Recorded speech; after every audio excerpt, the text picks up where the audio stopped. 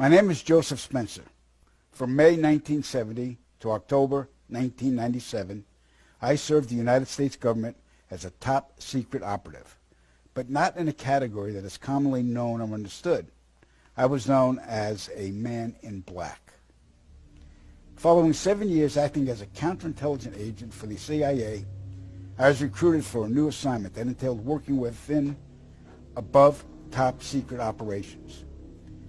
I was aware of the black budget projects, but never knew the context of them due to their high level of secrecy.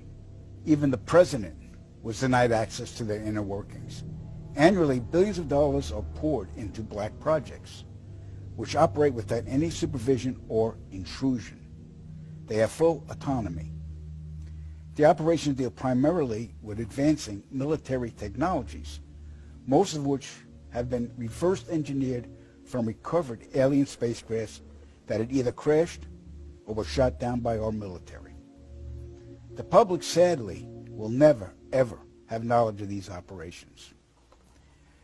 This transition in my life happened in 1970. The senior black project director was William T. Latham, who had worked under CIA Executive Director Richard Schlesinger. Latham stated that I was the perfect candidate for my new position. I was a foster child, and I had no connections to existing relatives. I had no friends or social life. It was easy for them to erase my past and provide me with a new identity. I gave myself to them as a priest would to his God. But first, my mind had to be erased. I was injected with various forms of mind-altering drugs, LSD, heroin, mescaline, morphine, sodium pentothal, and more. Drug-induced hypnosis followed with antegrade and retrograde amnesia. The goal was to program me to do two things: kill and forget. After 9 months of programming, I had become a man in black. What I later discovered was that not all the men in black were human. About a third were alien hybrids. Their distinctive feature was the absence of whites in their eyes, giving the impression of empty eye sockets. This unsettled me, and it took months to adjust to the reality of alien integration. My assignments largely dealt with UFO sightings and crash sites. In August of 1971, I witnessed my first UFO crash site just north of Edwards Air Force Base in California. Inside the craft were 3 grayed humanoids, 2 dead, 1 still alive. Also in the craft was a human female abductee. The alien humanoids were transported to the base, but 2 witnesses had arrived before us and took several photographs. The first surrendered his camera, but the second fled. When we apprehended him, he resisted, and I was ordered to silence him, which I did. The killing of witnesses was executed with a wand that acted very much like today's taser, but the voltage from the wand would cause immediate cardiac arrest, and the victim's death would be attributed to natural causes. We silenced countless victims, not only men, but women of all ages and even teenagers. The following day, after each kill, our memories were reset, so we would have no recollection of the murders. A good majority of the victims were ufologists and whistleblowers. Among the ufologists I personally silenced were Paul William Cooper, Milton Vigay, Claude Monroe, Anthony Vargas, and noted documentarian Samantha Willis. When my wand malfunctioned with Samantha, I resorted to strangulation. She fought for her life for almost 2 minutes. In recalling this act, I stared into her pleading eyes for the entire duration with absolutely no remorse, guilt, or feelings. That was how effective the mind conditioning was. And it's her face that haunts my dreams more than anyone's to this day. So they snuffed out a documentarian? Yep. Well, that's not good to hear. Yeah. All right, we're going to move on. In 1954, Dwight Eisenhower signed what's known as the Granada Treaty with the alien gray race. In exchange for shared alien technologies, the Greys were allowed to abduct a number of humans annually for medical examination.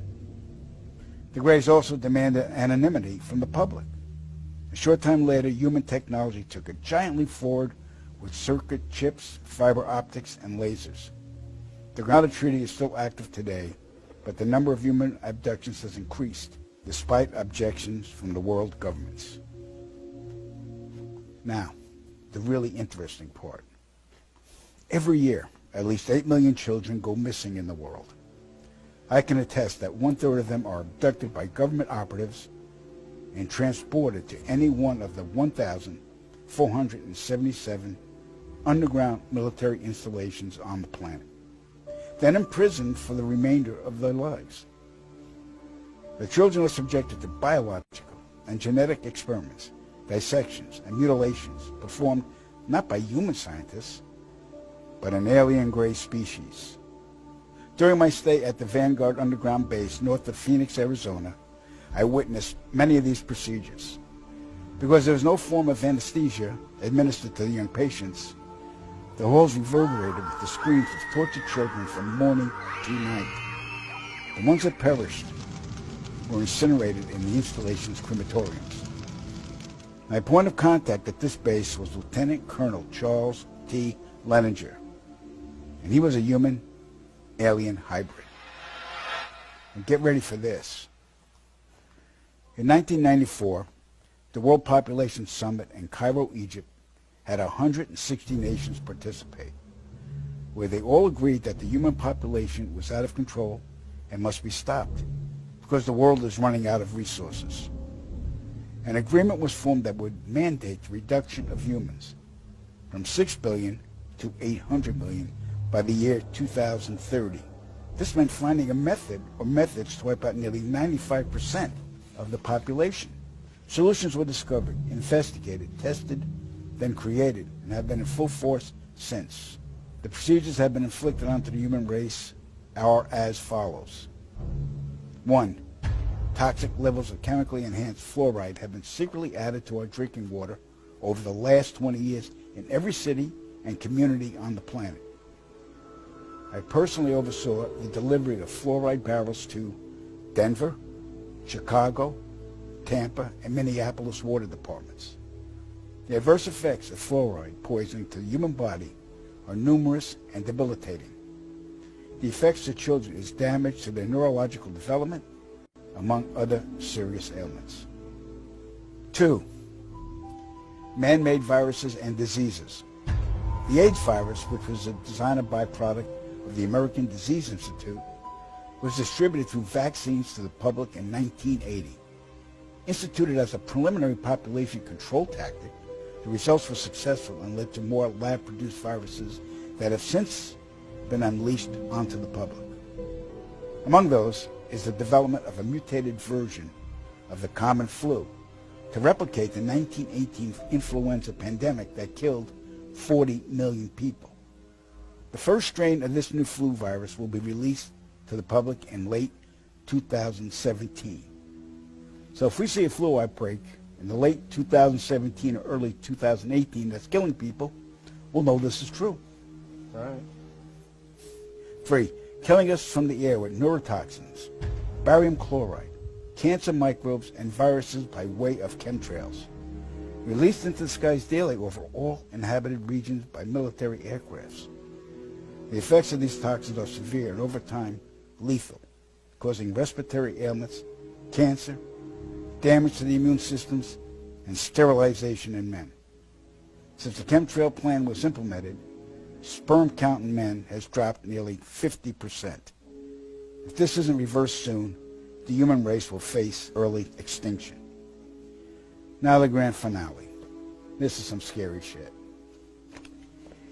In March 1997, an event known as the Phoenix Lights became the most infamous UFO sighting in history.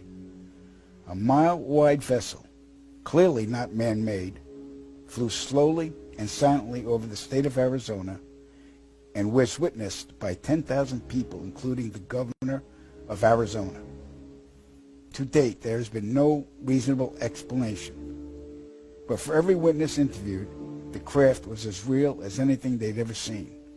Their lives were transformed. They now believe that we truly are not alone. However, there is another truth, for I know what they really saw.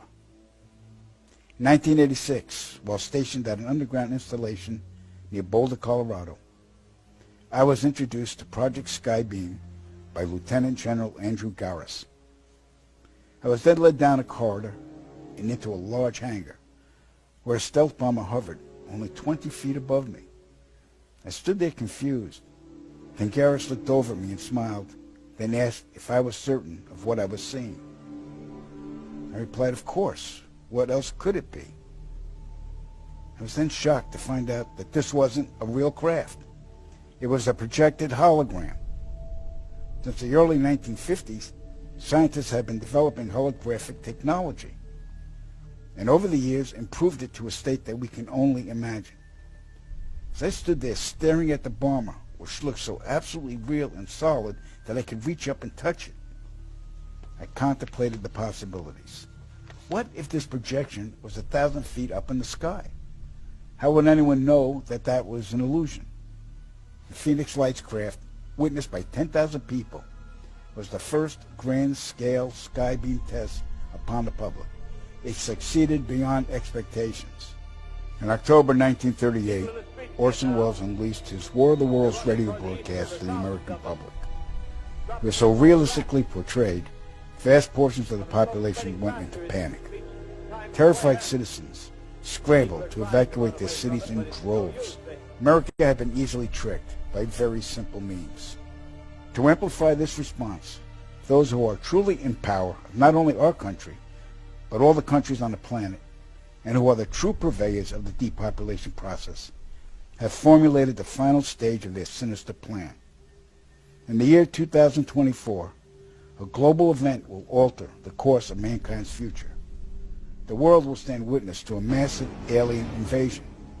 Thousands of projected holographic alien warships will blanket the skies, sending people into a global panic. Real military crafts within the holograms will inflict actual damage to the surrounding areas to sell the gimmick. And as a result of the ensuing human chaos, a one-world government will immediately form without any resistance from the people. They will be the new world order. Once this happens, we as a people will be doomed to enslavement and accelerated depopulation. With that said, the only hope for human salvation is to acquire and spread the knowledge of these activities and agendas. Resist, retaliate, then conquer this imposing enemy. The time is now, as humanity is rapidly approaching its final days.